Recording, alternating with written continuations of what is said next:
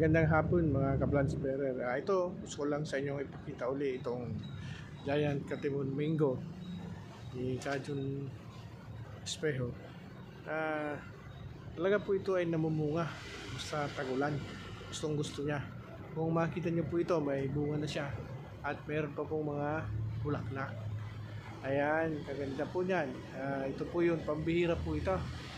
Kaya ibang iba po ito sa ibang mangga na maaari natin itanim sa ating lugar, ano? Ito po yung Giant Katimun Mango. Ito po ay isang mango na ginawa po ni Kajun Espejo. Dumalaw po kami dito ngayon sa isang bumili po sa kanya ng mangga.